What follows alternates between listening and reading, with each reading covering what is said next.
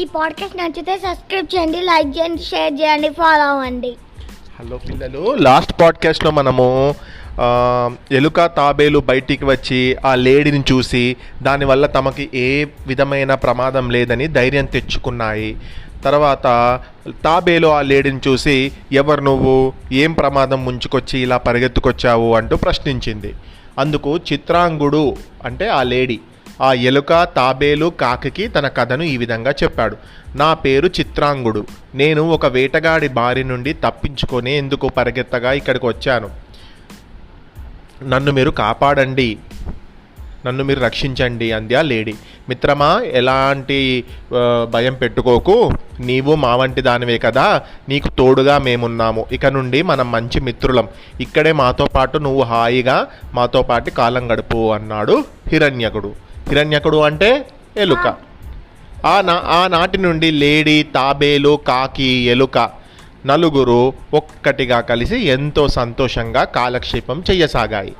కొంతకాలం గడిచింది. ఒకనాడు వేటకు పోయిన లేడీ చూసుకోకుండా వేటగాడు పరిచిన వలలో చిక్కుకుపోయింది. కాకి, తాబేలు, ఎలుక ఎంతకీ వేటకు వెళ్ళిన లేడీ తిరిగి రాకపోవడంతో ఏదో ప్రమాదంలో ఉంది ఈ లేడీ అని ఆలోచించి కాకి ఆ రెండిటితో, మిత్రులారా కంగారు పడకండి, నేను ఆకాశంలో ఎగిరి మన చిత్రాంగుడు అంటే మన లేడీ ఎక్కడ ఉన్నదో చూసి వస్తాను అంటూ రివ్వున ఆకాశంలోకి ఎగిరి వలలో చిక్కుకున్న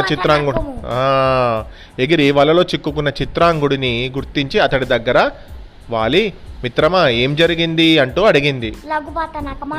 లఘుపతనకము అడిగింది. తను వేటగాడి వలలో చిక్కుకున్న సంగతి చెప్పాడు చిత్రాంగుడు. అతడిని ఓదార్చి, కంగారు పడకు, ఈ వలను మన హిరణ్యకుడు తన వాడి అయిన పళ్ళతో త్రెంచగలడు, అతన్ని నేను తీసుకువస్తాను అంటూ తిరిగి హిరణ్యకుడి దగ్గరకు చేరి చిత్రాంగుడు వేటగాడి వలలో చిక్కుకున్న విషయం చెప్పి అతన్ని వీపు మీద ఎక్కించుకొని తిరిగి వెళ్ళి చిత్రాంగుడి దగ్గరకు చేర్చింది. హిరణ్యకుడు చిత్రాంగుడిని చూస్తూనే, మిత్రమా నీకెంత కష్టం వచ్చింది, నీ వంటి మంచివానికి ఇటువంటి కష్టం అసలుకు రాకూడదు, ఎంతో బాధగా ఉంది అని తన పండ్లతోటి అవలను కొరికి వేసింది. బయటపడ్డ చిత్రాంగుడు ఎంతో విచారంగా, ఏం చెప్పమంటావు మిత్రమా, మొదటి నుండి నన్ను ఇటువంటి అనేకమైన కష్టాలు వెంటాడుతూనే ఉన్నాయి అంటూ తన కథను లఘుపతనకమునకు హిరణ్యకునికి ఈ విధంగా చెప్పింది.